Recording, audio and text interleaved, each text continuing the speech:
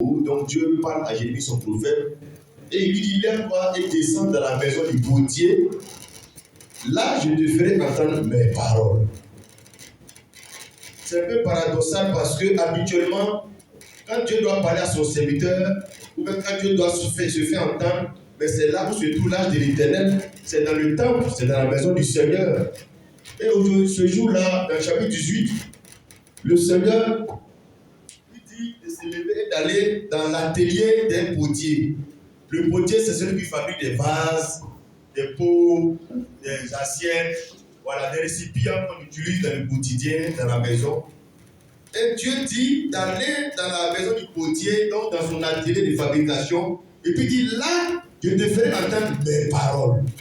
Donc dans cet atelier-là, je vais te parler. Dans cet atelier, tu vas avoir la connaissance de la parole de Dieu. Or, habituellement, c'est dans le temps qu'on va entendre la parole de Dieu où il y a des prédicateurs, des sacrificateurs. Dans un atelier, on va faire les affaires, ça fallait travailler. Donc, dans un premier temps ici, nous devons retenir que Dieu parle partout avec tout. Dis Amen, frère. Amen. C'est-à-dire, ils ne sont pas des religieux qui attendent dimanche pour venir écouter la parole de Dieu. Toute la semaine, même Dieu t'a parlé, mais tu n'as pas prêté attention. Dans le travail même que tu fais là, dans le travail que les gens font là, dans le commerce de chaque jour là, dans le transport, la télévision qu'on regarde là, le policier que tu vois sur la route là, tout ça là, c'est des choses dans lesquelles se trouve la parole de Dieu. Amen, amen. Donc Jérémie, qui est le prophète de Dieu, Dieu dit là, quand il descend dans la maison du potier, là je te ferai entendre mes paroles. Parce que Dieu ne peut pas lui parler directement là où il était à ce moment où Dieu lui parle là. Parce que si Dieu voulait lui parler, il n'allait pas comprendre. Dieu voulait lui parler en lui montrant des choses qu'il allait voir dans l'activité du potier. Ça n'allait pas suffire si lui parlait comme ça, pendant qu'il est en brousse, pendant qu'il est au champ. Mais il faut qu'il soit dans l'atelier du potier, parce que c'est dans l'activité du monsieur là qu'il allait comprendre mieux ce que Dieu veut lui dire. Dis Amen, frère.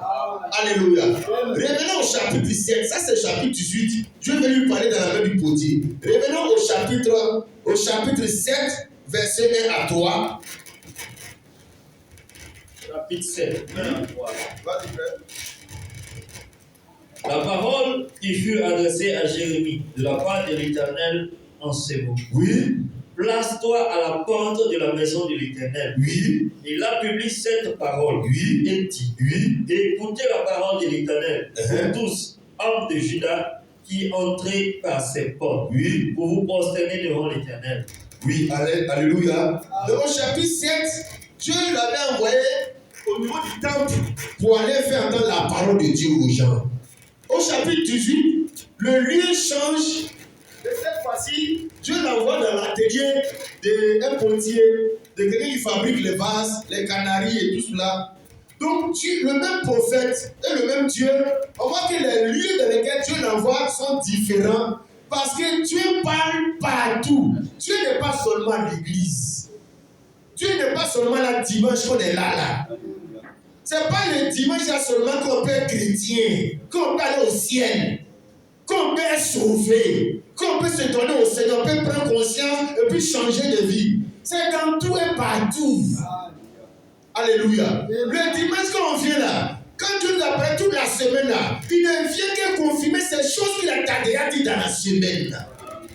Il veut que te montrer ce qu'il t'a déjà montré dans la semaine là. Alléluia.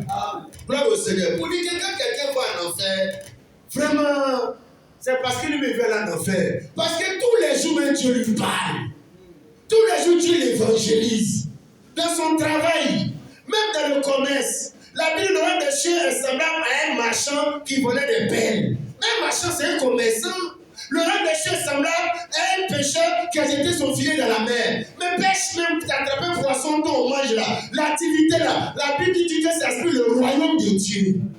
Le règne de Dieu est semblable à un semeur qui a semé la semence dans son champ. Même champ cultivé la terre là, ça explique l'évangile de Dieu. Donc pourquoi quelqu'un aille en enfer là? C'est parce qu'il n'est pas fait pour aller au ciel. Sinon Dieu te parle tous les jours. Alléluia. Gloire à Dieu. Où est frère? Donc dans le chapitre 7, Dieu avait dit à Jérémie d'aller se plaçait au temple, dans l'entrée du temple pour parler aux gens. Au chapitre 18, là c'est dans l'atelier là-bas, l'activité de Dieu, les choses de Dieu, l'œuvre de Dieu va se faire, la parole de Dieu va s'exprimer. Amen, amen. Et au chapitre 7 même, regarde même là où Jérémie s'est se placer pour prêcher. Il faut relire, frère, le verset 2. Verset 2. Oui.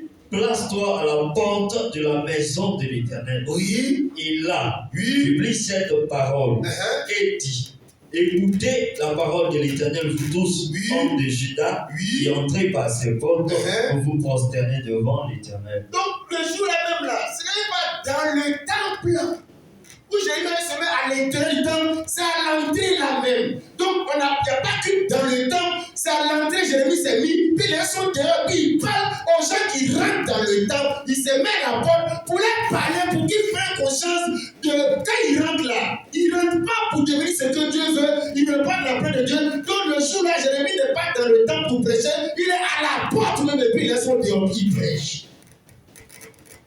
Pour dire que frère, Dieu, il parle d'une manière, tantôt d'une autre. De toutes les façons, Dieu, lui, veut atteindre le but, c'est de parler aux hommes. Alléluia. On peut voir cela, bien aimé frère, par exemple encore, dans Ézéchiel 37, verset 1 à 2. Là, le décor même est catastrophique. Là même, Dieu m'envoie le prophète Ézéchiel où? Dans le cimetière. La vallée des ossements desséchés. Même cimetière, quand ça va enterrer les gens au cimetière là, est-ce que là même tu sais que Dieu même fait entendre sa voix dans le cœur de l'homme pour dire qu'un jour ta vie va finir comme le monsieur a fait les dans tout. On n'a pas besoin de venir à l'église dimanche portant la voix de Dieu. Ézéchiel 37, le verset 1 à 3. La main de l'Éternel fut sur moi. Et l'Éternel me transporta en esprit et me déposa dans le lieu d'une vallée remplie d'ossements. C'est ça. Il me fit passer auprès d'eux tout autour. Et voici, il était fort nombreux à la surface de la vallée et ils étaient complètement secs. Il me dit, fils de l'homme, ces eaux pourront-ils revivre? Je répondis, Seigneur éternel, tu le sais. Il faut lire le verset 11. Il me dit, verset 11, il me dit, fils de l'homme, ces eaux, c'est toute la maison d'Israël. Voici, ils disent, nos eaux sont desséchées, notre espérance est détruite, nous sommes perdus. Donc nous avons laissé un peu Jérémie parce que Dieu l'avait fait aller parler au peuple de Dieu devant le temple à la porte. Après au chapitre 18, il envoie dans la main d'un potier, d'un atelier.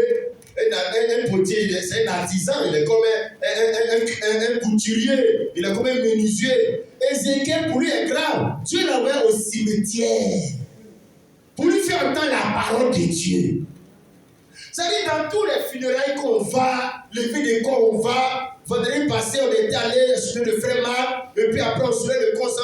Si dans tout ça, là, tu n'entends pas la parole de Dieu, là, c'est que vraiment, on ne peut plus rien faire pour toi.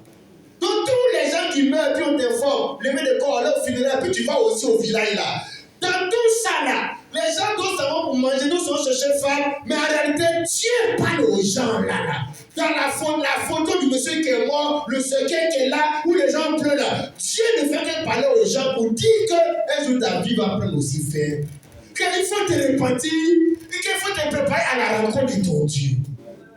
Alléluia.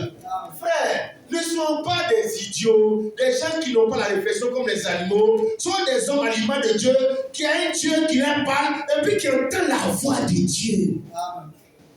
Alléluia. Amen. Donc c'est dans le cimetière où il n'y a pas de vie, au sommet d'ici où il y a des cadavres. C'est là-bas que Dieu allait nous parler. Dieu allait parler, nous montrer, entendre sa voix. Il lui a dit, les ossements de ce que tu vois là, c'est les hommes, les enfants d'Israël, le peuple de Dieu. Alléluia. Amen.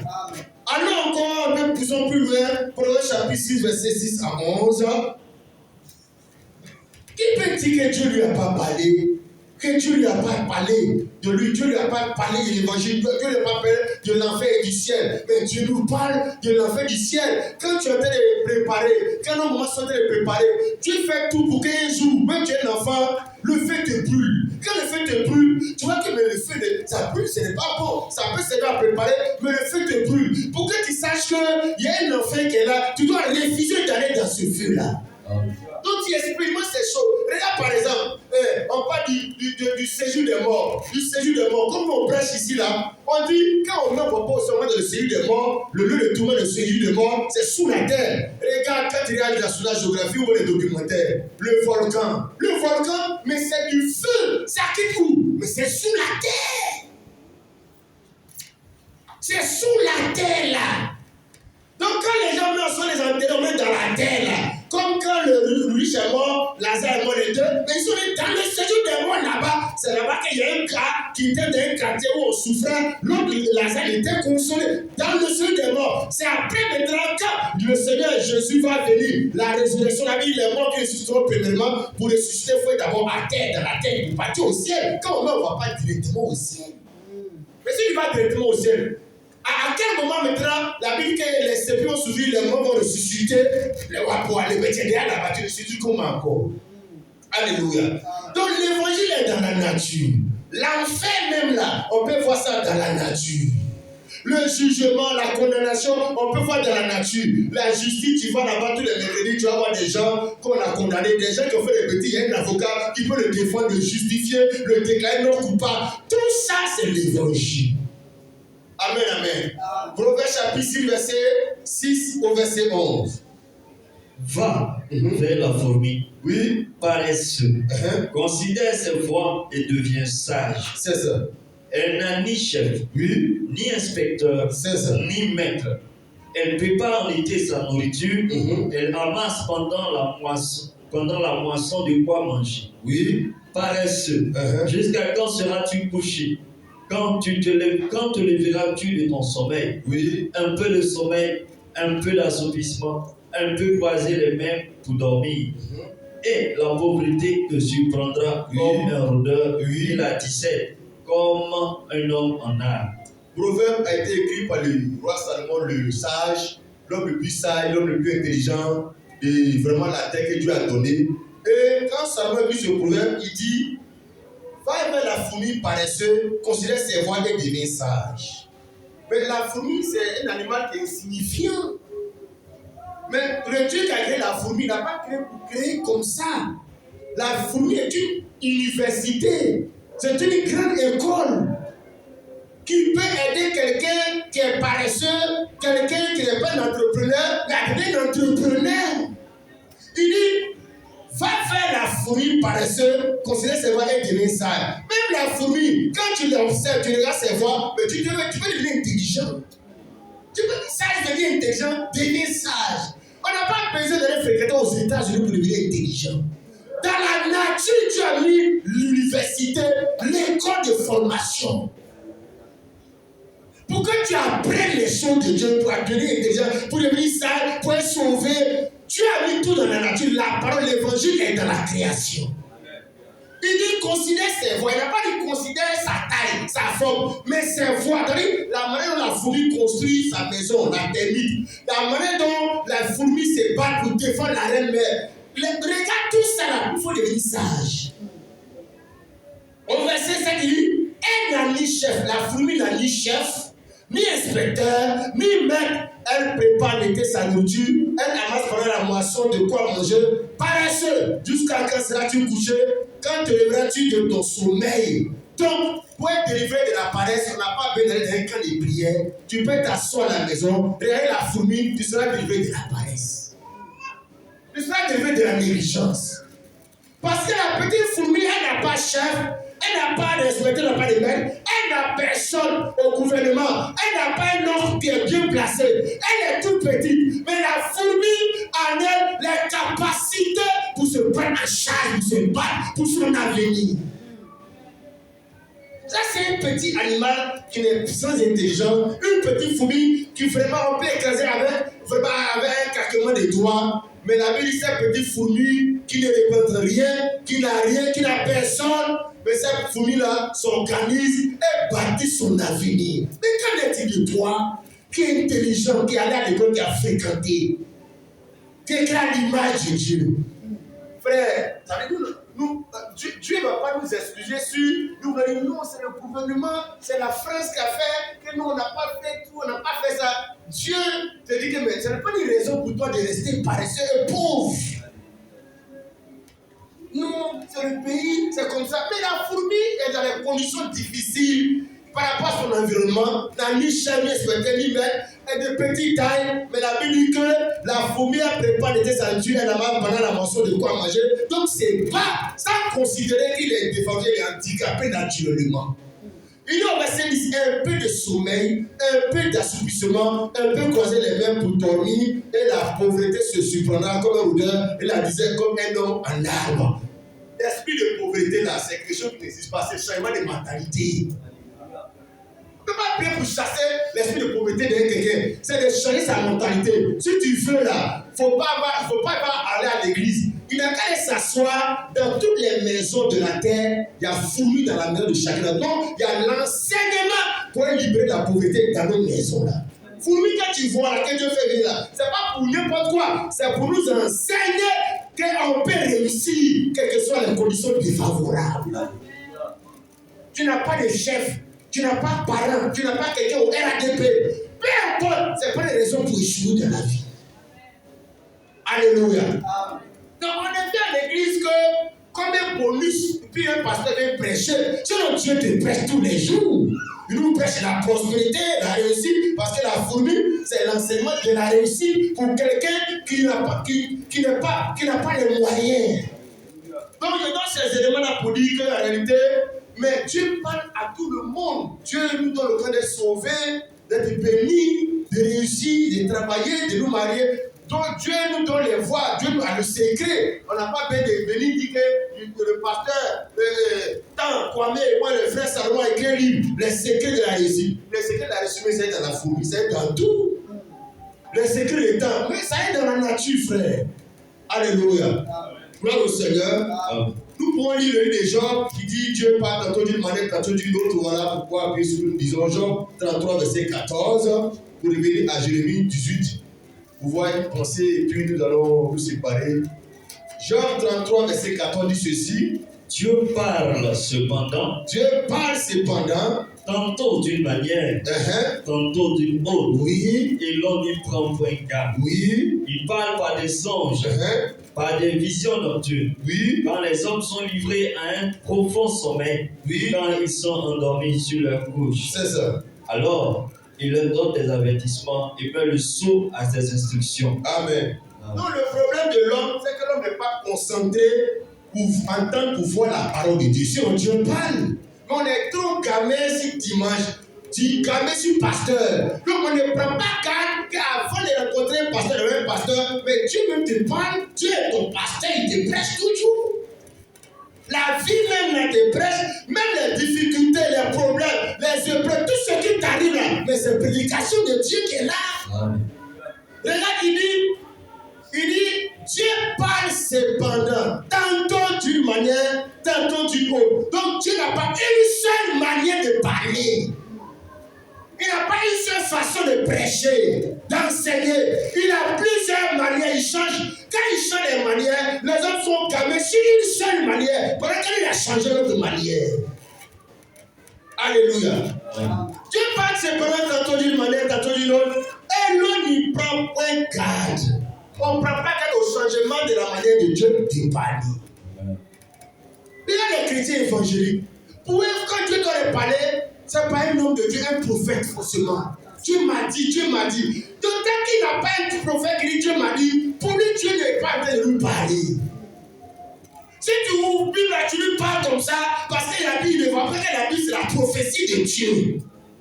Ça dit, il ne voit pas que Dieu a beaucoup de manières de parler. Verset 15 ici, quelques manières. Il parle par des songes, par des visions nocturnes, quand les hommes sont livrés à un profond sommeil, quand ils sont endormis sur leur couche, même quand tu as travaillé dans la journée, Dieu t'a parlé, non? La nuit même, tu dors là même, Dieu parle encore. Dieu te parle encore dans ton sommeil. Tu ne dors pas au Dieu te parle. Tu vas dimanche à l'église, tu es à la maison, Dieu te parle à la maison. Pas tout, frère. Le problème, l'homme n'est pas concentré, n'est pas disposé. Même les épreuves qui viennent dans ta vie, mais c'est Dieu te parle. Dieu se révèle à toi. Même Satan, même qui vient t'agresser, t'attaquer comme Job, mais Dieu te parle. Sinon, Dieu n'a pas laissé Satan toucher la vie de Job inutilement, mais c'était pour enseigner Job. Et Job a eu l'enseignement. Mais les oreilles avaient entendu parler de toi, mais maintenant, t'as une preuve qui m'est arrivée là. Mes yeux t'ont vu. Donc, j'ai grandi dans ma connaissance de Dieu. Mais qui était Satan? Satan, le professeur qui a étudié pour enseigner le gars là. Épreuve, maladie, ces enfants qui sont morts, ces actifs sont gâtés là. Dieu a laissé Satan faire, ça a été la clé que Dieu a pris pour lui enseigner au tableau. Et après il dit, je sais que mon Rédempteur est vivant. Donc avant il ne savait pas ça. C'est ça l'arrivée là, que Dieu est vivant. Dieu est fidèle. Mais comment tu sais que Dieu est fidèle? C'est quand tout le monde t'a abandonné là, que tu as dit, hey, vraiment il fait que Dieu est fidèle maintenant. Comment tu sais que Dieu est amour? Quand les gens sont méchants, quand les gens sont haineux, on voit que Dieu est amour. Il faut que les situations arrivent pour que ça t'enseigne les attributs de Dieu à ton égard. Comment tu peux savoir qu'il est l'ami fidèle? Qu'il sauve? Bon, comment tu peux savoir que Dieu pardonne? Mais il faut que tu tombes dans le péché, c'est-à-dire où tu fais des choses impardonnables aux gens, mais que Dieu te pardonne, mais Dieu pardonne. Donc tout ce qui t'arrive, mais c'est un message de Dieu pour t'amener à connaître Dieu davantage. Alléluia. Revenons à Jérémie 18 ans pour voir ce que vraiment je vais partager avec mes frères ce matin. Dieu dit, va dans la maison du potier et là je te ferai entendre mes paroles. Si tu ne vas pas, tu ne peux pas comprendre les paroles d'aujourd'hui là. Tu ne peux pas les recevoir. Va dans l'atelier. On nous a un problème. Quand Dieu dit dans l'atelier, il va te faire entendre les paroles. Tu ne veux pas partir dans l'atelier. Peut-être que l'atelier est loin. Il ne veut pas parler dans l'atelier parce qu'il ne parle pas avec le potier. Parce qu'il n'a pas les relations avec le potier. Parce qu'il n'a pas fait le potier. Dieu lui, c'est pas ça, les gars. Il n'a pas dit d'aller parce qu'il veut que ce soit comme le potier. Il dit qu'il veut te faire entendre ses paroles à lui. Donc je ne veux même pas le dire à cause d'un pasteur, à cause de quelqu'un. Parce que je pense que Dieu va se servir des gens comme des cadeaux pour me faire entendre sa parole. C'est ce que je cherche. Alléluia. Même si la maison du potier n'est pas une belle maison qui ne me plaît pas, mais c'est pas ça que je regarde la maison. Mais la parole que Dieu me fait entendre dans la maison, dans l'atelier, dans l'assemblée là, c'est ça qui m'intéresse. Que les gens soient compliqués ou pas, moi c'est pas ça qui m'intéresse. Comme Dieu me dit de partir là-bas, c'est là-bas qu'il va me faire entendre ses paroles. Voilà pourquoi il m'a demandé. Mais le problème, nous, on a un problème avec le potier. On a un problème avec la maison du potier, avec la télé du monsieur. Ça ne nous plaît pas. Mais Dieu, lui, c'est là qu'il a choisi pour te faire entendre ses paroles. Verset 3. Vas-y, frère. Verset 3. Il est écrit. Je descendis dans la maison du potier. Comme c'est un bon enfant de Dieu. Et il obéit à la voix de Dieu. Il s'en va. Dans le monde du potier. Peut-être c'est quelqu'un même à qui il n'a jamais adressé la parole, ils ne se connaissent pas. Mais c'est l'enfant d'obéir à Dieu. Plus il s'en va. Parce que Dieu a mis là-bas dans la télé là, les paroles de Dieu pour lui, Jérémie. Il peut partir à l'église catholique, il peut partir à l'église Semba. Mais lui, Jérémie, la parole de Dieu qui va l'édifier, le connecter avec Dieu pour son salut là, Dieu a mis dans l'atelier là. Et il n'a pas allé dans une mission évangélique de feu de puissance. Église évangélique, assemblée de Dieu, peu importe la dénomination. Dieu dit, c'est dans l'atelier là, moi j'ai mis mes paroles pour toi. Lui, il s'en va là-bas. Les autres, ils sont à l'église. Lui, il s'en va adorer Dieu pour entendre la parole de Dieu pour lui. On ne va pas parce qu'il faut partir parce que tu as mis des paroles pour moi là-bas. Les paroles de la vie éternelle. Les paroles qui vont m'amener à me repentir. Je ne fais pas pour respecter l'emploi du temps de ma conscience. C'est ce qui fait que les gens ne sont pas des adorateurs. Ça par rapport à Dieu, on va quelque part. Je descendis verset 3 dans la maison du potier. Et voici, il travaillait sur un tour. Le vase qu'il faisait ne réussit pas, comme il arrive à l'agir dans la main du potier. Tu peux t'arrêter là. Et voici, il travaille sur le tour. Qu'est-ce que Dieu veut montrer à Jérémie? Qu'est-ce qu'il veut enseigner à Jérémie? Il veut enseigner à Jérémie l'échec. L'échec. Parce qu'au moment où il envoie Jérémie dans la même hypothèse, dans la télé du monsieur là, le monsieur est travailler pour fabriquer un vase. Pendant que le monsieur fabrique un vase là, le vase là, ça ne réussit pas.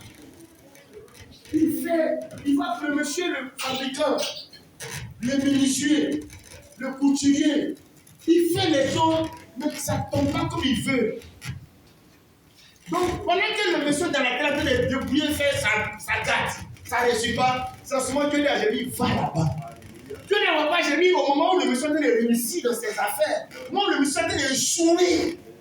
Donc, Dieu dit que quand il va aller trouver le monsieur en train d'échouer, c'est là qu'il va lui enseigner que quand Dieu t'amène à la réussite, il te fait passer souvent par l'échec. L'échec, c'est l'enseignement de Dieu pour te préparer à la réussite. La vie d'un enfant de Dieu, frère, ça ne commence pas par le succès, la réussite. Ça ne commence pas par le pays de Canaan, ça commence par le désert. Quand tu sors de l'Égypte, là, tu ne rentres pas dans ton Canaan, tu passes par le désert. Tu échoues avant de réussir. Tous les ITB, on voit aujourd'hui là. Alors tu penses que l'entreprise est devenue ITB comme on voit là. Mais c'était des échecs. Celui qui a fabriqué la lumière qu'on voit, l'électricité, tu sais combien de fois il a échoué pour réussir ça là? Une vie sans échec ne peut pas aboutir à la réussite, c'est pas vrai. Nous les pasteurs, souvent on dit pas la vérité aux chrétiens. Tu vas te bénir, tu vas voyager, tu vas te... Et que tu sais que souvent pour te marier, il faut échouer d'abord, après plusieurs tentatives de fiançailles d'abord. Pour rentrer dans celle qui est la destinée de Dieu pour toi. Amen, amen. Frère, l'échec, c'est pas une fatalité. C'est le raccourci, la voie que Dieu il utilise souvent pour nous faire rentrer dans le succès. C'est un enseignement. L'échec, ce n'est pas une malédiction. Là, quelqu'un pouvait dire l'échec est le commencement de la réussite. Si tu ne veux pas échouer, tu ne vas pas réussir. Si tu ne veux pas mourir, tu ne vas pas ressusciter. Ce n'est pas possible. Dieu dit va dans la même hypothèse. Il faut lire le verset 3, frère. Verset 3. Vas-y. Je descendis dans la maison du potier. Oui. Et voici. Il travaillait sur un tour. Il faisait quoi? Il travaillait sur un tour. Il travaillait. Le monsieur était en train de travailler. Donc le monsieur, il donne son énergie, son intelligence pour chercher à faire quelque chose pour lui, sa famille, faire des trucs. Il travaillait. Donc on retient que Dieu n'envoie pas Jérémie vers un fainéant qui est en train de dormir dans l'atelier sous son ventilateur ou bien regarder une télévision dans l'atelier. Comme il a dit dans Proverbe chapitre 6, va vers la fourmi paresseuse. Dieu lui envoie vers quelqu'un qui a un travail, qui travaille. Qui est en train de travailler. Arrivé là-bas, Jérémie voit que le monsieur travaille.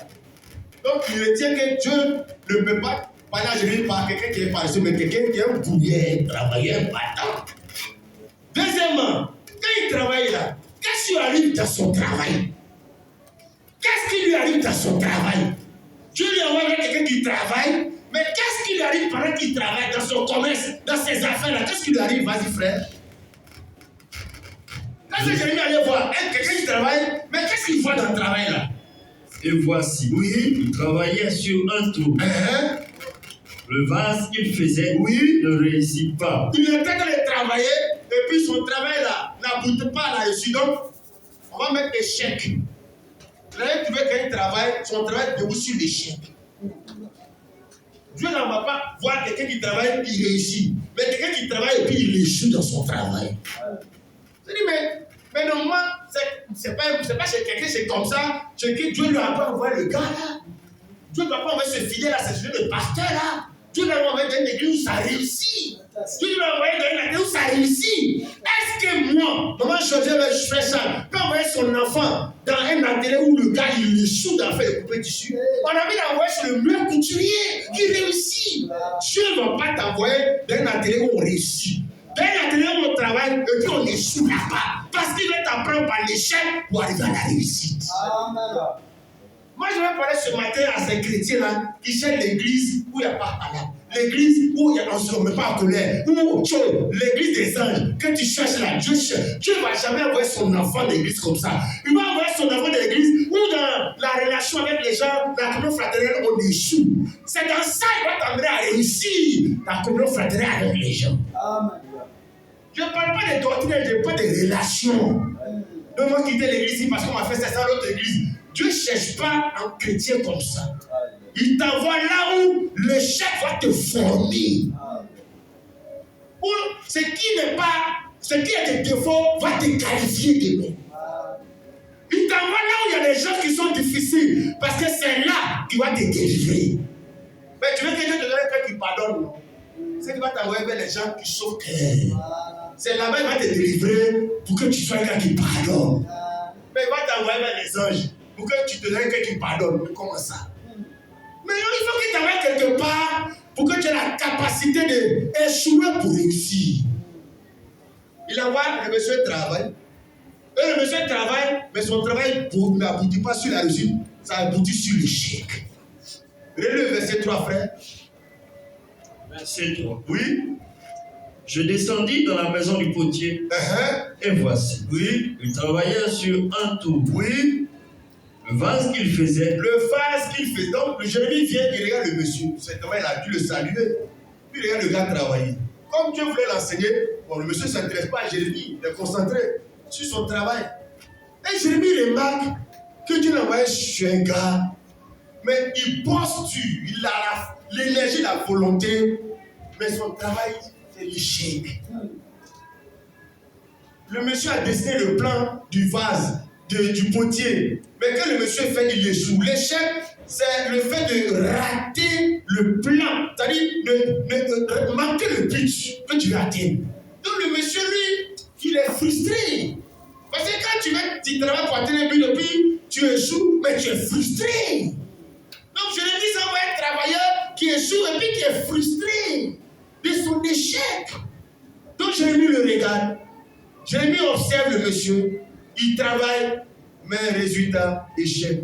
Il fait des efforts, résultat, échec. Et puis, ça y est, les choses là, mais c'est plusieurs fois, plusieurs tentatives qui échouent.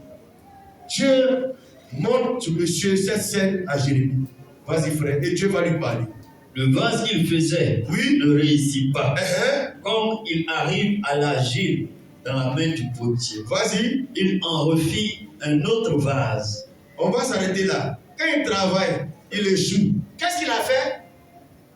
Il en refit. Refit, c'est refaire. Un autre vase. Quand il a travaillé, puis il a échoué. S'il met point final, il s'arrête là. C'est ça qui est l'échec. Quand tu tombes et puis tu es à terre là, c'est ça qui est l'échec. Mais si tu te relèves, tu n'as pas échoué. L'échec t'a enseigné. Pour évoluer. Il travaille, il échoue. Et qu'est-ce qu'il fait? Il refit.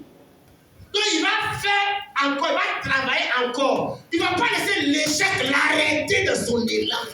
Si l'échec t'arrête ton élan, c'est là que tu as échoué. Mais si malgré l'échec t'arrête, l'échec a train de te propulser. Vas-y frère, relis le verset 3 et 4. Je descendis dans la maison du potier. Vas-y. Et voici, il travaillait sur un tour. Le vase qu'il faisait ne réussit pas. Oui. Comme il arrive à l'agir dans la main. Ça ne réussit pas. Ça ne réussit pas. Quand ça ne réussit pas, qu'est-ce qu'il va faire? Vas-y. Il en refit un autre vase. Il a refit. Donc il va continuer de persévérer pour reprendre. Il ne va pas laisser l'échec le détruire et t'encourager. Il te dit qu'il peut arriver. Quelqu'un il voulait couper les tissus, ça a trop coupé gros.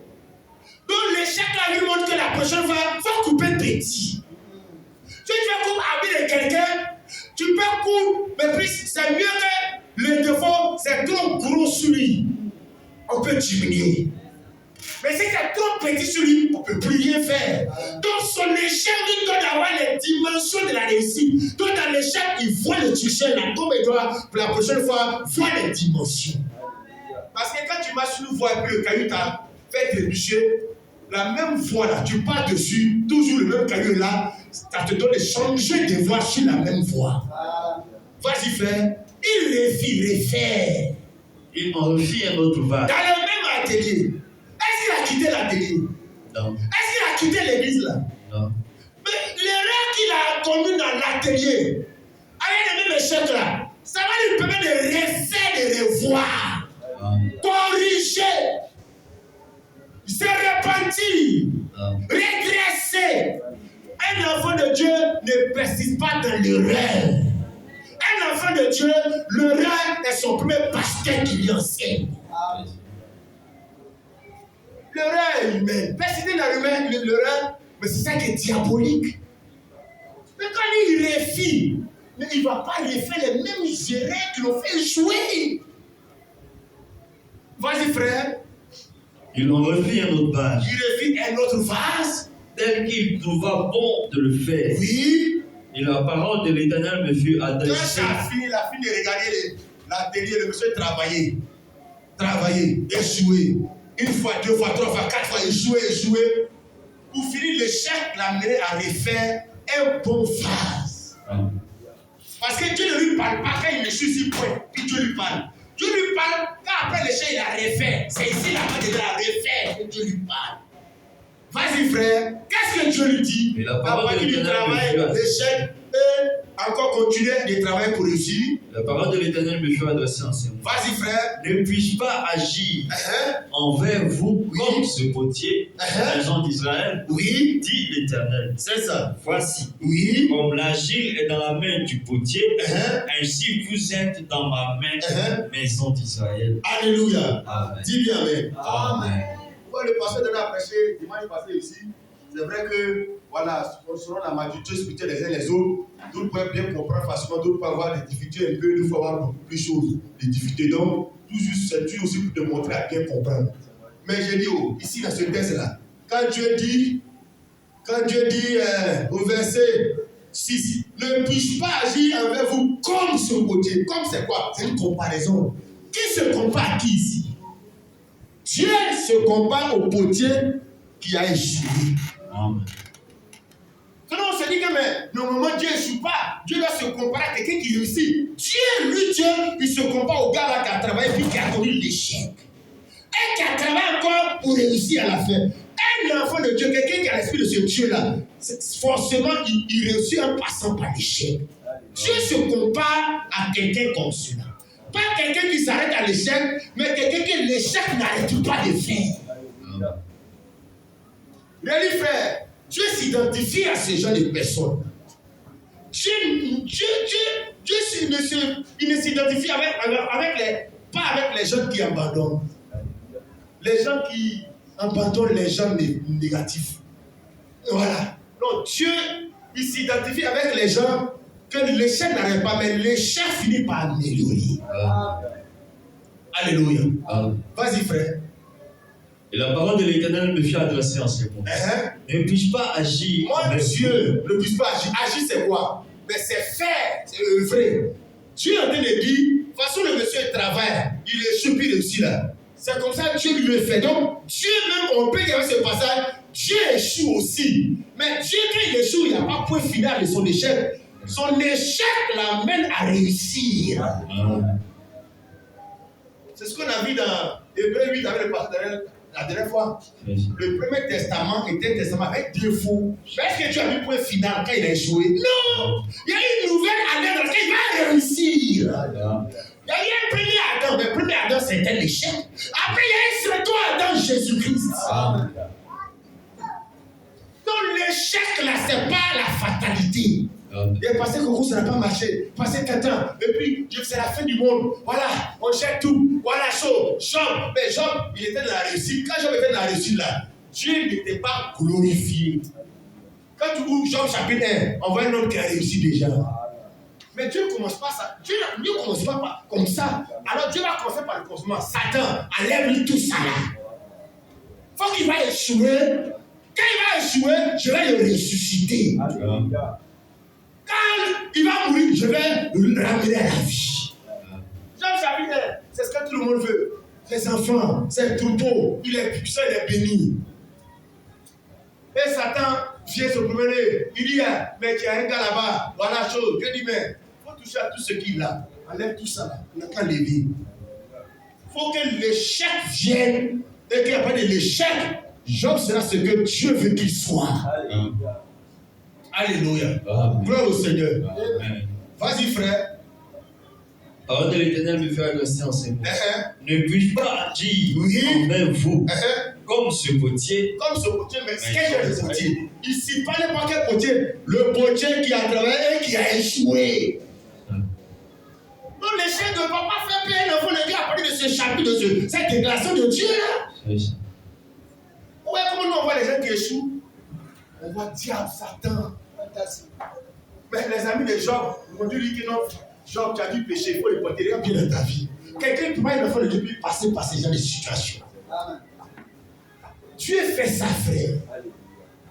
Mais Dieu a dit aux enfants d'Israël que c'est moi Dieu, je vous ai humilié dans le désert, je vous ai affamé.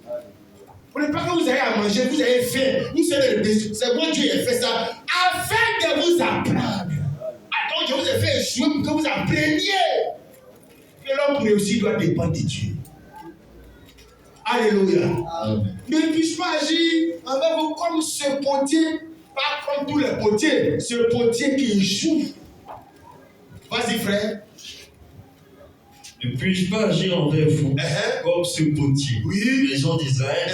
Donc, même Israël, c'est ses enfants, ses serviteurs. Donc, il est en train de dire les enfants de Dieu, les enfants d'Israël. Mais moi, si votre Dieu, je suis comme le potier là. Moi, je fais mon œuvre dans votre vie. Mais à faire mon œuvre dans votre vie, il va arriver que ce que je vais faire avec vous, ou ce que vous souhaitez devenir, ça va échouer, bien qu'il soit un enfant de Dieu. Parce que pour nous, c'est les païens qui doivent échouer. Souvent, les païens même n'échouent pas. Souvent, les païens même ne souffrent pas. C'est Dieu qui est en train de dire aux enfants d'Israël, le potier qui a échoué là, moi, Dieu, je suis comme ce potier, et c'est comme ça que je vais agir envers vous. Il n'est pas en train de dire, je vais vous faire réussir. Il est en train de dire, avant de vous faire réussir, je vais vous faire passer par les échecs. Vas-y, frère, continue la suite. Voici, comme l'argile est dans la main du potier, oui, ainsi vous êtes dans ma main, maison d'Israël. Alléluia. Mais il dit que les enfants d'Israël sont où? Ils sont dans sa main. Question, est-ce que quelqu'un qui est dans la main de Dieu peut échouer? Mais ce passage-là doit te donner la réponse. Il dit, vous êtes dans ma main. Je le lis pour toi, il dit, ne puis-je pas agir envers vous comme ce potier, maison d'Israël, verset 6, dit l'Éternel, voici comme l'argile est dans la main du potier, ainsi vous êtes dans ma main, maison d'Israël. Quand quelqu'un est dans la main de Dieu, donc qui appartient à Dieu, est-ce qu'il peut échouer? Oui, monsieur, oui, madame. C'est-à-dire, ce n'est pas Satan qui vient faire quelque chose, parce que quelque chose qui est dans la main de Dieu, Satan ne peut pas venir enlever ou même contrôler. Et dans sa main, c'est-à-dire, est sous l'autorité suprême et absolue de Dieu, sous le contrôle de Dieu. Et puis, il échoue quand même.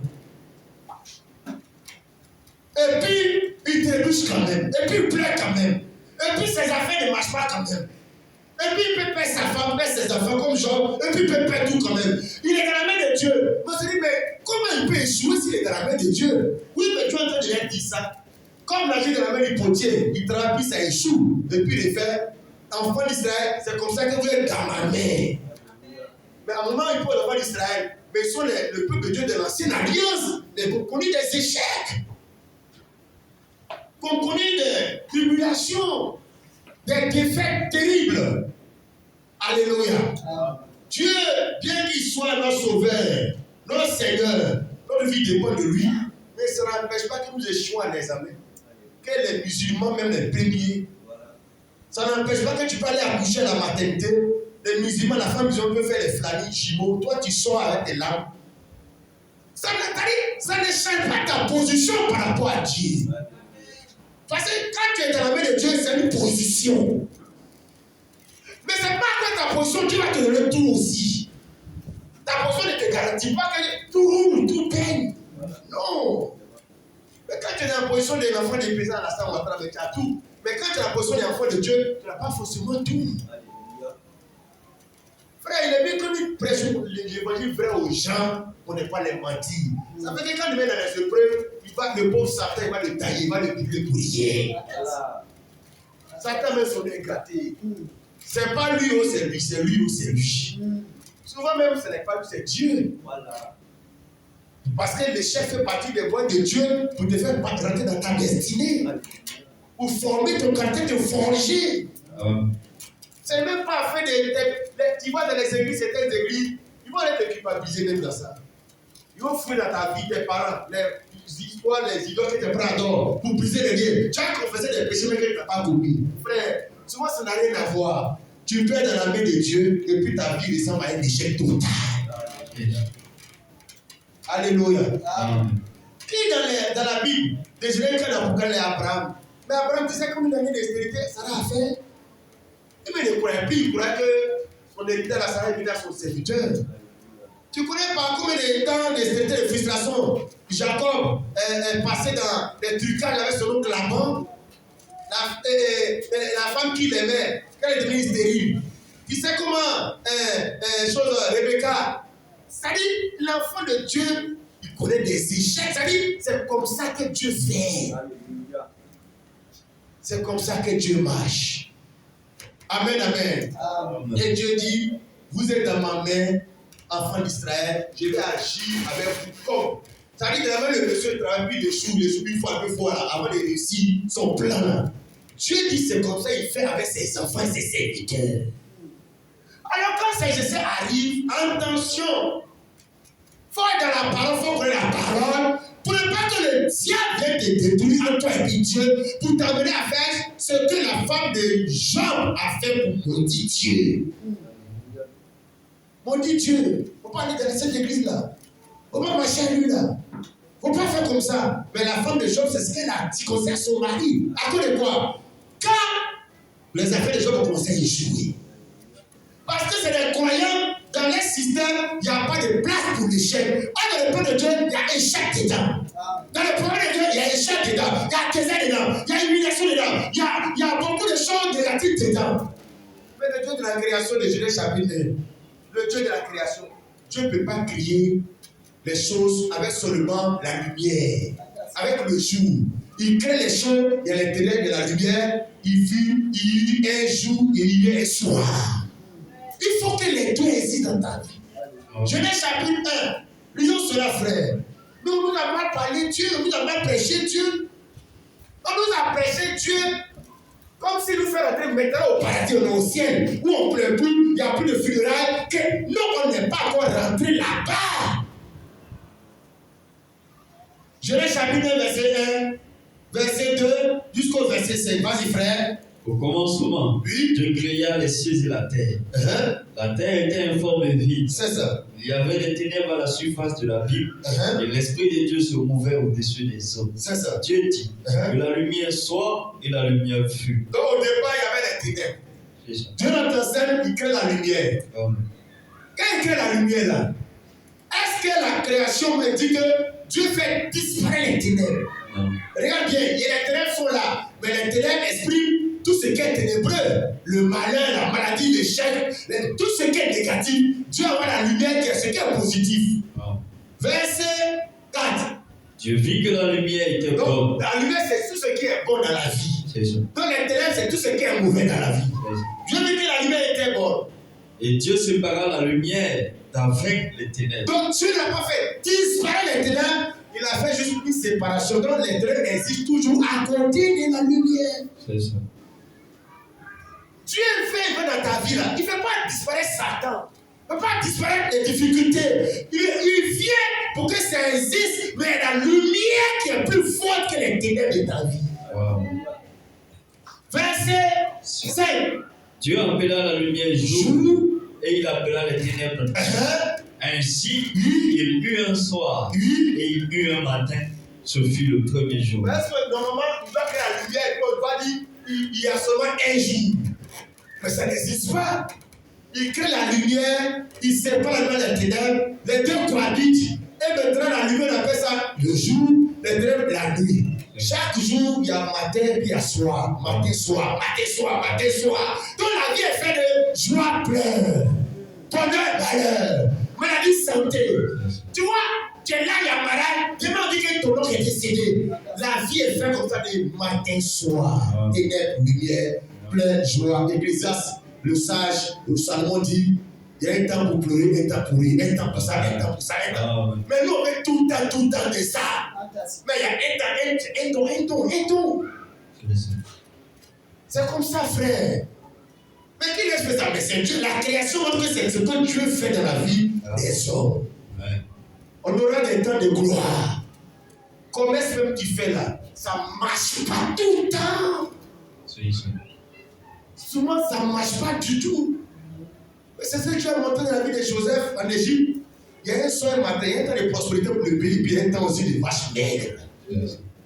Il faut savoir, comme Joseph fait la comptabilité, c'est-à-dire la bonne gestion de ça dans ta tête. Pour ne pas que quand les déserts arrivent, ça va détruire la lumière, la parole de Dieu. Joseph a fait la gestion de telle sorte que quand il y a eu la famine là, on n'a pas senti, mais c'est venu. Si tu es bien enseigné dans la parole, quand les épreuves viennent là, tu ne sens pas. Parce que ton esprit gère ça. La parole de ta vie t'amène à gérer. Dans le malheur, on peut te voir dans la rire, dans la joie. Oh, ça ne va pas. Comme la femme sur la vie, son enfant est mort, on lui demande, elle dit tout va bien. Ah, mais c'est la façon de gérer ça. C'est sa spiritualité qui gère ses épreuves comme si ça va. Mais quelles les épreuves? Ta façon de gérer montre que tu n'es pas encore assis, tu n'es pas encore spirituel. Si on peut laisser on les avait en prison, dans la prison, est-ce qu'il pleurait? Dans la prison, la Bible, il priait et chantait les louanges de Dieu. Et ça a cassé la prison. Il va gérer les prisonniers de preuve de malheur. Des difficultés. Frère, nous autres, le même jour où on avait dit que notre femme était décédée, vendredi après-midi, on est venu à prêcher la parole de Dieu. Parce que on fait aussi expérimenter le Dieu des Écritures. Pourquoi? Mais la mort fait partie de la vie. La mort fait partie du plan de Dieu. Ce que Dieu te donne, il peut t'arriver tout un jour. Jean baptiste, l'Éternel a donné, il n'a pas du point final. L'Éternel, ce que Dieu te donne, il peut le donner. Quand il te donne, tu es content, non? Quand il t'enlève, il veut te voir comment tu vas gérer l'émotion dans ça. Mais quand il l'a enlevé, Jean lui a béni Dieu dans les deux moments. Il m'a donné, je l'ai béni. Il l'a enlevé, je l'ai béni. Mais la femme de Job, il a donné, on le bénit. Il l'a enlevé, on le maudit. De la manière que Dieu a fait là, c'est comme ça aussi ton frère Christ est à ton égard. Il est bien, je suis content, je l'aime. Il peut arriver aussi qu'il aille, puis il n'est pas bien. Qu'est-ce qu'on fait? Mais je serai tout. Je vais faire comme Dieu fait. Je vais utiliser l'échec qui me présente pour ne pas que ça détruise mon cœur vis-à-vis de lui. Mais c'est ça la spiritualité. Il n'y a pas de rancune, de ressentiment, pour aller gâter son nom, calomnie. Non! Il faut que je mette mon équilibre et ma capacité de gérer et la nuit et le jour et l'éternel la lumière et les temps difficiles quand les gens sont bien, même quand ils ne sont pas bien. Comment je peux gérer pour être équilibré comme Dieu il est? Alléluia. Amen. Oui, bien aimé frère, disons quelques passages là et puis nous allons prier le Seigneur. Isaïe 45, verset 5 à 12. Isaïe 45, verset 5 à 12.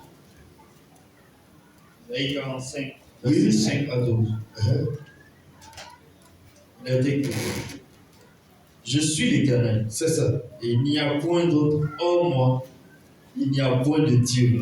Oui. Je t'ai saint afin que tu me connaisses. Oui. C'est ainsi que l'on sache. C'est ainsi que l'on sache du soleil levant au soleil couchant. C'est afin que l'on sache du soleil levant au soleil couchant que en moi il n'y a point de Dieu. Oui. Je suis l'Éternel, il n'y a point d'autre. Je vais t'arrêter là. Ce que je veux qu'on sache, c'est quoi? Il dit, c'est afin que l'on sache.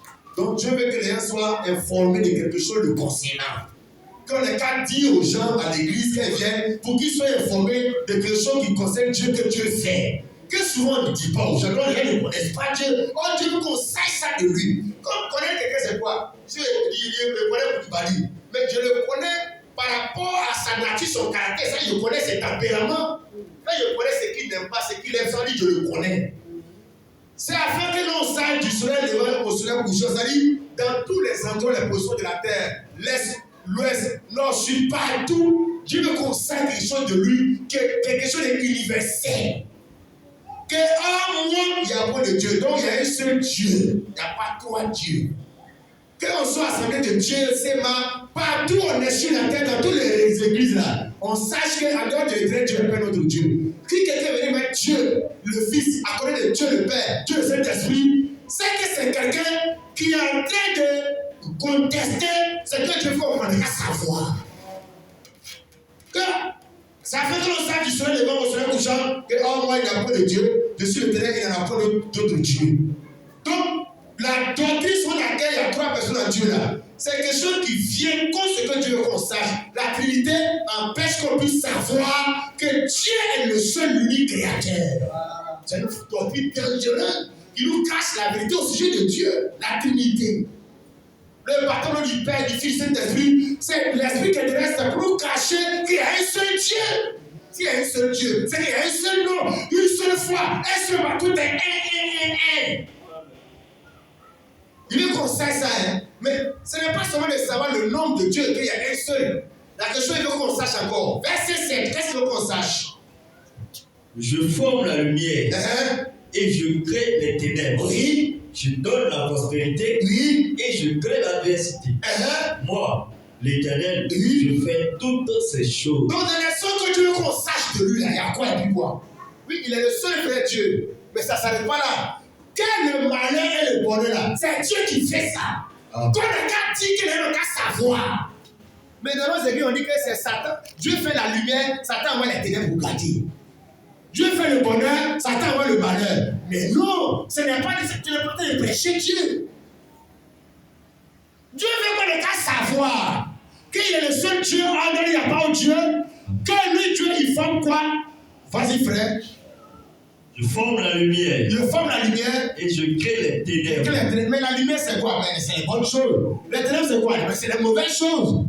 Vas-y, frère. Je donne la prospérité. Qui donne la prospérité? C'est Dieu. La prospérité, là, c'est la santé, c'est le mariage, c'est l'argent, c'est les affaires qui marchent. C'est ça la prospérité. Qui donne? C'est Dieu qui donne.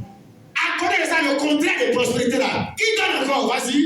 Et je crée l'adversité. Mais conjonction de coordination, Dieu ne donne pas seulement la prospérité seulement. Conjonction de coordination, après la prospérité, il donne aussi l'adversité, c'est-à-dire le contraire de la prospérité. Mais pourquoi quand la prospérité vient et qu'on bénit Dieu, que l'autre qui l'a donné, qui est contre là, pourquoi on ne fait pas comme Jean pour le bénir, que c'est Dieu, et puis on dit c'est le diable? Mais ça dit, ça montre que nous ne croyons pas à la divinité de Dieu. Parce que la divinité, ce n'est pas de croire qu'il est le seul un, mais qu'il non seulement il est un qui existe, mais ça dit qu'il crée tous les événements bons comme mauvais. C'est ça qui montre que tu crois à la divinité suprême. Ce n'est pas le fait de se battre au nom de Jésus. Alléluia. Mais quand les choses comme ça t'arrivent, mais c'est pour lui t'enseigner que le Dieu suprême, qu'il est souverain, il fait ce qu'il veut de ta vie. Il fait de nos vies ce qu'il veut. Il nous donne ce que lui veut, ce qu'il plaît. Il s'en fout de ce que ça te fait plaisir ou pas. C'est pour te montrer que c'est lui le Dieu souverain et qui nous dépendons. Continue la lecture, frère. Verset 8. Que les cieux répandent d'en haut et que les nuées laissent couler la justice. Oui. Que la terre s'ouvre et que le salut y fructifie et qu'il en sorte à la fois la délivrance. Oui. Moi, l'Éternel, je crée ces choses. Donc ici, les choses qu'il fait, Dieu, il fait ça. Verset 9. Malheur à qui conteste avec son Créateur. Que la Bible dit ça. Et puis, malheur à qui conteste avec son Créateur. Pourquoi pas de contester par rapport à l'adversité qui peut créer dans la vie de quelqu'un? La personne peut contester cette œuvre de Dieu là. Contester, c'est murmurer, pour te critiquer et se fâcher. Malheur à qui conteste avec son Créateur. Vas-y, frère. Vase parmi des vases de terre. Oui. L'argile dit-elle à celui qui la façonne. Que fais-tu? Oui. Et ton œuvre, il n'a pas de main. Oui. Tu peux l'arrêter là. Donc, quand il a fini de citer sa divinité, c'est qu'il fait malheur, lumière, prospérité, adversité. Il y a un risque. Celui quand Dieu fait ça dans sa vie là, il y a beaucoup de possibilités que la personne conteste et se révolte parce que lui là a voulu apprécier seulement la prospérité, le bonheur, la richesse, le mariage. Mais tu veux voir le mariage et puis tu aussi peux faire mariage, la vie devient divorce. Là où on t'aimait puis on t'aime plus. Dieu dit ce que tu dois éviter de faire. Il ne faut pas contester. Pourquoi? tu es comme l'agir de la main du potier. Le potier en fait ce qu'il veut faire. Il donne la forme qu'il veut lui donner. Amen. Alléluia. Amen. Ouais, frère, quand il dit malheur à celui qui conteste, il faut accepter la volonté de Dieu telle qu'elle vient vers toi. Il faut apprécier la vie telle que Dieu permet que les choses se réalisent dans ta vie. Parce que tu crois à la divinité de Dieu. Tu crois qu'il n'y a pas de Dieu, un qui crée ce qui est bien plus l'autre quatre. Dieu n'a pas. Dieu est le seul qui est au pouvoir. Même quand Dieu a un opposant qu'on appelle Satan, mais c'est un opposant qui est sous son contrôle. C'est un opposant qui le contrôle. Donc, qu'est-ce qu'il faut éviter de faire? Quand nous connaissons l'adversité, les ténèbres, les pleurs, les malheurs, il ne faut pas faire comme la femme des gens. Il ne faut pas contester ton potier. Malheur qui conteste avec son créateur, va de terre, la jubilité à celui qui l'a façonné, que fais-tu? Et ton œil n'a pas les mains. Quand Dieu t'a créé noir, tu as fait ton théatorie, tu as été de contester que Dieu t'a donné cette taille-là, cette forme-là, ce teint-là. C'est une contestation. Quand Dieu t'a donné des cheveux crépus africains, mais Dieu ne veut pas que tu contestes. Allez prendre des mèches, mais c'est une contestation à ton créateur. Verset 10, faut lire verset 10. Verset 10. Vas-y. Malheur à qui dit à son père, pourquoi m'as-tu engendré? Oui. Et à sa mère, pourquoi m'as-tu enfanté? Oui. Ainsi parle l'Éternel, le Saint d'Israël, et son Créateur. Oui. Veut-on me questionner sur l'avenir? Oui. Me donner des ordres sur mes enfants? Oui. Sur mes mains? Frère, ne faisons pas comme les enfants d'Israël ont fait. La Bible dit, ce qu'ils ont fait là, les erreurs qu'ils ont fait là, ça a été écrit pour notre instruction, pour nous qui sommes passés dans la fin des siècles. Les erreurs doivent nous amener à réussir. Ne contestons pas ce que Dieu nous a donné que nous soyons. Quand il dit, malheur à qui dit à son père, pourquoi m'as-tu engendré? Dieu peut te faire naître dans une famille pauvre. Et puis tu es frustré. Tes parents sont pauvres, tes amis, les parents sont riches. Si tu t'attaques à ça, tu n'attaques pas à tes parents, à ta famille pauvre, mais à Dieu, le potier qui t'a mis dans cette famille-là. Si Dieu t'a fait ivoirien, parce que souvent, quand tu vois ce que je pas encore ivoirien, tu n'es pas trop fier d'être ivoirien. La politique ivoirienne, l'injustice, l'abus de pouvoir des policiers dans l'administration, dans les concours, nos hommes politiques, souvent tu es frustré. Mais on ne va pas contester contre Dieu. Dieu nous a mis encore le soit ivoirien. On accepte ça comme ce que Dieu nous impose comme étant sa volonté pour notre destinée. Pour ne pas pécher contre Dieu. Parce que souvent la politique peut t'amener à pécher contre Dieu. Les gens sont tellement méchants, ça peut t'amener à pécher contre Dieu. Non, frère, il faut garder ton équilibre. Dieu, la Bible, tout contribue au bien de ceux qui aiment Dieu. Ne nous laissons pas aller dans tous les chemins, dans tous les. Quand les choses nous arrivent, tu risques de pécher contre Dieu. Même quand tu penses que ton frère Christ, ton assemblée, ton église, ton pasteur, il faut savoir apprécier, juger les choses, parler, tu risques de pécher contre Dieu. Il dit, malheur à qui dit à son père, pourquoi m'as-tu engendré? Et à sa mère, pourquoi m'as-tu enfanté? Il dit, ainsi par l'Éternel, le Saint d'Israël et son créateur, veut-on me questionner sur l'avenir, me donner des ordres, sur mes enfants, sur les de mes mains? Non, Dieu fait de nos vies ce qu'il veut. Tu ne peux pas dire pourquoi Dieu a fait comme ça, mais Dieu aurait dû faire comme cela. Vous voyez, Dieu n'est pas comme l'entraîneur, Faye Ebès. Oh, mais il devait mettre jouer ça, il devait rentrer tant. Non. On peut critiquer comme ça le système de jeu de l'entraîneur. Mais Dieu, cet entraîneur-là, lui sait ce qu'il fait. Il sait ce qui est bon pour nous-mêmes. Dieu aurait dû me donner une telle femme si il savait même bon. Frère, laissons Dieu le potier nous façonner. Si notre vie semble représenter un échec, Dieu dit, il est comme le potier. L'échec qu'il fait voir dans notre vie, là, c'est pas pour s'arrêter à là. Il va refaire, il va continuer. Jusqu'à ce que tu sois un vase d'honneur. De grand prix. Avec le temps, toutes les erreurs qui t'arrivent, tu es compliqué, ton caractère, les gens disent que tu es comme ça, tu te mets, tu tombes. Ces chérés-là, Dieu va s'en servir pour faire de toi la meilleure des personnes. Alléluia. Oui, frère bien-aimé, ne te décourage pas. Peut-être de tes défauts, de tes échecs, de tes humiliations. de tes limites. Non, il y a un Dieu créateur, il y a le potier qui t'a façonné ici. Tu te reprends un échec aujourd'hui, demain, tu vas replanter un succès, une réussite. Alléluia. Laisse Dieu continuer le travail dans ta vie. Laisse-toi faire. Amen. Si tu es lâché dans le potier, il faut te laisser façonner. Il faut te rendre malléable. Amen. Faut pas te rendre dur, faut pas t'endurcir. La Bible dit, si tu entends savoir n'endurcis pas ton cœur, ça dit, faut laisser Dieu travailler ton caractère. Faut laisser Dieu faire tes affaires. Tu voulais faire ça, payer ma marchandise 100 000, vendre pour gagner 300 000, et puis ton capital, tout est perdu de 10 000. Continue de compter sur Dieu, pour les faire les affaires, Dieu va finir par te faire oublier que tu es joué dans la vie un jour. Il va te donner la prospérité. Alléluia. Disons, Romains 9, verset 21, frère.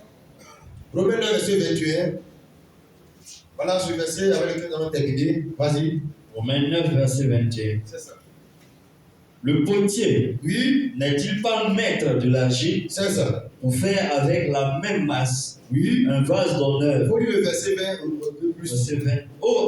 Verset 19 jusqu'au verset 21. Vas-y. Verset 19, tu me diras, oui, pourquoi blâmes-tu encore? Car qui est-ce qui résiste à sa volonté? Oui. Oui. Toi plutôt. Oui. Qui es pour constater? Toi qui es-tu? Toi plutôt, qui es-tu pour contester avec Dieu? Oui. Le vase d'argile dira-t-il à celui qui l'a formé? Oui. Pourquoi m'as-tu fait ainsi? Le potier n'est-il pas maître de l'argile? Oui. Pour faire avec la même masse? Oui. Un vase d'honneur, oui, un vase d'usage vil? Oui. Et que dire? Si Dieu voulant montrer sa colère, fait connaître sa puissance à supporter avec une grande patience des vases de colère formés pour la perdition, et s'il a voulu faire connaître la richesse de sa gloire envers les vases de miséricorde qu'il a d'avance préparés pour la gloire. Tu peux t'arrêter là. Alléluia. Amen. Oui, frère, on n'a pas contesté avec Dieu pour ce qui nous arrive, pour ce que nous arrive dans nos activités, nos foyers, nos familles, nos projets, tout cela. Non, frère, Dieu sait ce qu'il fait. Dieu, il est à l'œuvre. Faisons-lui confiance. Il est le potier. Notre vie est dans sa main. Il sait ce qui est bon pour nous. Amen. Notre vie ne va pas de succès en succès. Souvent, ça passe par l'échec. Mais l'échec d'un enfant de Dieu, c'est pour le positionner par rapport à la réussite. Donc, tant que tu es dans l'échec, tu peux avoir de l'espoir. Lazare était malade gravement. Ils sont venus dire à Jésus, Lazare, celui que tu aimes est malade. La Bible précise que Lazare, c'est quelqu'un que Jésus aime. Mais ça n'a pas empêché que la Bible dit que Jésus a reçu la commission. Il n'est pas venu sur le champ, mais il aime. Les gens entendaient Jésus venir. Il n'est pas venu, mais il aime comme ça. Ça ne change pas son amour pour Lazare. Dans ça, il a attendu 2 jours. Lazare est mort. Mais ça n'enlève pas le fait que Jésus aime Lazare quand même. Peu importe ce qui t'arrive, mais Dieu, son amour pour toi ne finit pas parce que c'est une position. Ce n'est pas des sentiments d'aujourd'hui, de 24, 31 janvier. C'est une position. Lazare est tombé malade, n'a pas vu Jésus. Oh, il aime. Il aime ses sœurs, Marie et Marthe. Il est resté là-bas. Ils ont fait le funérail là, on l'a enterré par de Jésus. Oh, il aime. Frère, c'est comme ça sur nos vies. Quand on a des difficultés dans les situations, mais nous invoquons le Seigneur qu'il intervienne. Pour qu'il décante. Mais il arrive qu'il ne vienne même pas même. Il arrive même qu'on n'entend même pas nos voix, il ne voit pas ce dont on souffre. Jusqu'à ce que la situation même tombe dans le pire. Il a vu que Lazare est mort, ils l'ont enterré. Et il était en stade de décomposition. Et c'est là que Jésus a dit aux disciples, alors, on t'appelle Lazare, donc je vais le réveiller. Quand il est venu, les gens étaient déçus, ils étaient frustrés. Il est le potier, frère. Il fait chaque chose pendant son temps, comme il veut, quand il veut, où il veut. Et c'est là qu'il prend la suite. Il allait au sépulcre, il a fait sortir Lazare. Mais avant de le faire sortir, regarde comment il a fait souffrir la famille. Mais ils ont pleuré. Mais ils étaient angoissés. Mais ils ont dépensé de l'argent. Souvent, le Seigneur nous l'aide dans des situations où notre cœur est endommagé. Notre nom est gâté. Notre nom se gâte. Il laisse les gens nous faire du mal. Ça se fait déjà. Dieu n'est pas comme nous, mauvais que le même jour on a menti sur nous. Dieu n'est qu'à régler, ils vont voir la vérité. Dieu peut laisser 2 ans pour eux se garder pendant les 2 ans. Et on croit que tu n'es pas bon.